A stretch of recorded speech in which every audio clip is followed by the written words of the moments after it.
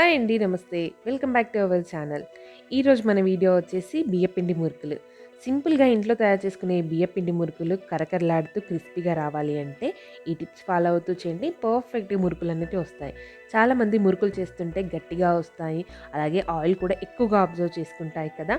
నేను చెప్పే ఈ టిప్స్‌ని ఫాలో అవుతూ పర్ఫెక్ట్ మురుకులను ఇంట్లో తయారు చేయండి. చాలా టేస్టీగా ఉంటాయి. అలాగే క్రిస్పీగా కూడా ఉంటాయి. ఆయిల్ కూడా చాలా తక్కువగా అబ్జర్వ్ చేసుకుంటాయి. కరకరలాడే ఈ మురుకుల తయారీ విధానాన్ని స్కిప్ చేయకుండా ఎండ్ వరకే చూడండి. అలాగే నేను చెప్పే ఈ టిప్స్ అన్నిటిని, అలాగే క్వాంటిటీలన్నిటిని కూడా యాజ్ ఇట్ ఈజ్ ఫాలో అవ్వండి. పర్ఫెక్ట్ మురుకులొస్తాయి. దానికన్నా ముందు ఇప్పటివరకు మన ఛానల్‌ని ఎవరైనా ఫస్ట్ టైం కనుక చూసినట్టయితే తప్పకుండా సబ్స్క్రైబ్ చేయండి. పక్కన ఉన్న బెల్ ఐకాన్ అయితే ఖచ్చితంగా ప్రెస్ చేయండి. ఇప్పుడు దీని ప్రాసెస్‌ని చూద్దాం. ముందుగా వెడల్పుగా ఉండే ఒక గిన్నెని తీసుకోండి. ఈ గిన్నెలోకి 1 కేజీ వరకు బియ్యపిండిని వేసుకోండి. ఇక్కడ నేను తీసుకునే గ్లాస్ క్వాంటిటీ అనేది కొంచెం చిన్న సైజులో ఉంటుంది. అందుకని నాకు 6 గ్లాసెస్ వరకే వచ్చింది. ఈ 6 గ్లాసుల పిండికి 3 టేబుల్ స్పూన్ల వరకు జీలకర్ర, 4 టేబుల్ స్పూన్ల వరకు ఉప్పు, అలాగే కారం అనేది 6 టేబుల్ స్పూన్ల వరకు వేసుకోండి. ఒక గ్లాస్‌కి 1 స్పూన్ చొప్పున కారము, ముప్పావు టేబుల్ స్పూన్ వరకు ఉప్పును వేసుకోండి. ఈ ఉప్పు, కారం అనేది మీరు తినే రుచికి సరిపడినంతగా అడ్జస్ట్ చేసుకోండి. ఇప్పుడు దీంట్లో వేయాల్సిన మరో మెయిన్ ఇంగ్రీడియంట్ ఓ రోటిని తీసుకొని అందులో కొంచెం జీలకర్ర, అలాగే 10-15 వరకు వెల్లుల్లి రేకులను వేసుకొని మెత్తగా దంచుకోండి. ఇది ఇలా మెత్తగా దంచితేనే మనకి జంతికల గొట్టంలో నుంచి ఈజీగా బయటకొస్తుంది. ఇలా మెత్తగా నూరుకున్న జీలకర్ర, వెల్లుల్లిపాయ ముద్దను కూడా పిండిలో వేసుకోండి. వీటితో పాటుగా ఓ టేబుల్ స్పూన్ వరకు పసుపును వేసి పిండికి బాగా పట్టించండి. వీటన్నిటిని కూడా పిండిలో బాగా కలిసిపోయేలా కలపండి. వాటర్ వేసిన తర్వాత సరిగ్గా కలవదు. అందుకే ముందుగానే పిండిని బాగా కలుపుకున్న తర్వాత మాత్రమే వేడి నీళ్ళని ప్రిపేర్ చేసుకుందాము.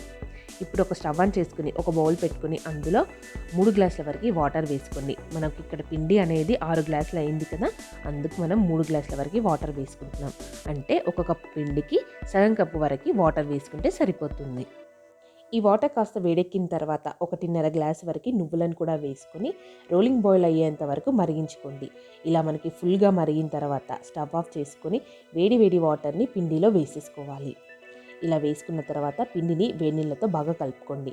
ఒక 5-10 నిమిషాల వరకు బాగా కలిపి వాటర్ మొత్తం కూడా పిండి అబ్జర్వ్ చేసుకునేంత వరకు కలుపుకోవాల్సి ఉంటుంది. ఇలా ఓ 5 నిమిషాలు కలిపితే సరిపోతుంది. పిండి మొత్తంగా కూడా వాటర్ని అబ్జర్వ్ చేసుకొని పొడి పొడిలా అవుతుంది. ఇప్పుడు దీనిపైన సర్ఫేస్ని కొంచెంగా ఫ్లాట్గా తయారు చేసుకొని 5-10 నిమిషాల వరకు క్యాప్ క్లోజ్ చేసి పెట్టి పక్కన ఉంచండి. ఇలా ఒక 10 నిమిషాల పాటు పిండిని పక్కన ఉంచుకున్న తర్వాత కలుపుకుంటే పిండి మంచిగా దమ్ అయిపోతుంది, పర్ఫెక్ట్గా కలిసిపోతుంది. ఇలా 10 నిమిషాల పాటు ఉడికిన ఈ పిండిని ఏమాత్రం కూడా వాటర్ యాడ్ చేయకుండా గట్టిగా కలుపుకొని ఒక ముద్దలా తయారు చేసుకోవాల్సి ఉంటుంది. ఇలా ముద్దలా తయారు చేసుకుంటేనే పిండి అనేది తడి ఆరిపోకుండా ఉంటుంది. ఇది ఖచ్చితంగా ఫాలో అయిపోండి. మురుకులు గుల్లలుగా వస్తాయి. ఇప్పుడు కొద్దిగా పిండిని మరొక బౌల్లోకి తీసుకుంటూ కొంచెంగా వాటర్ని యాడ్ చేసుకుంటూ చపాతీ పిండి కన్నా కొంచెం సాఫ్ట్గా తయారు చేసుకోండి. మరీ మెత్తగా తయారు చేశారంటే మాత్రం మురుకులు గట్టిగా వస్తాయి. అలాగే తింటుంటే రబ్బర్లా ఉంటాయి. సో కొంచెం మనం చూసి ఈ కన్సిస్టెన్సీని పర్ఫెక్ట్గా అడ్జస్ట్ చేసుకోండి. ఇప్పుడు ఇలా తయారు చేసుకున్న తర్వాత మన జంతికల గుట్టం ఉంటుంది కదా, ఇందులో స్టార్ షేప్ మౌల్డ్ని పెట్టుకొని జంతికల గుట్టానికి మొత్తంగా కూడా ఆయిల్ని అప్లై చేసుకోండి. ఇలా ఆయిల్ని అప్లై చేయడం వల్ల పిండి అనేది ఈజీగా జారుతుంది. ఇప్పుడు ఈ పిండిని నిలువు షేప్లోకి చేసుకొని ఈ మౌల్డ్లోకి పెట్టేసి పైనుంచి క్యాప్ క్లోజ్ చేసి పెట్టి మనకు నచ్చిన షేప్లో మురుకులను తయారు చేసేసుకోండి. ఇలా మనం చిన్నగా రౌండ్గా మురుకులను తయారు చేసుకుంటే చూడడానికి కూడా చాలా బాగుంటాయి. 1 లేదా 2-3 వరుసలు కూడా మీరు మురుకులని ప్రెస్ చేసుకోవచ్చు.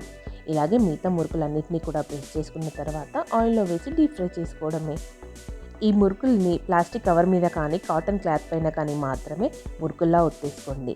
లేదు స్టీల్ ప్లేట్ల పైన కానీ ఏదైనా గిన్నెల పైన కానీ చేసుకున్నట్టయితే స్టీల్ అనేది తడికి మురుకుల పిండిని అలాగే పట్టేసుకుంటాయి.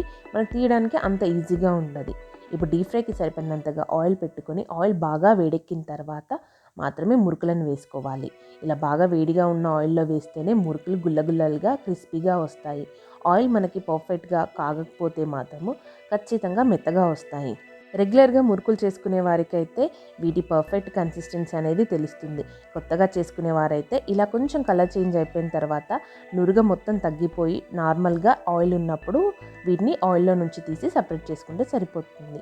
ఇలాగే మిగతా మురుకులన్నింటినీ కూడా వేసుకొని ఆయిల్లో గోల్డెన్ బ్రౌన్ కలర్ వచ్చేంత వరకు ఫ్రై చేసుకుంటే మురుకులు అనేవి రెడీ అయిపోతాయి. చూసారు కదా, ఏమాత్రం కూడా ఆయిల్ని అబ్జర్వ్ చేయకుండా సింపుల్గా ఎలా తయారు చేసుకున్నామో మురుకుల్ని. ఈ టిప్స్ ఫాలో అవుతూ మురుకులు చేస్తే చాలా క్రిస్పీగా వస్తాయి. కరకరలాడేలాగా మురుకులు రావాలి అంటే ఈ టిప్స్ని ఫాలో అవ్వండి, పర్ఫెక్ట్గా వస్తాయి.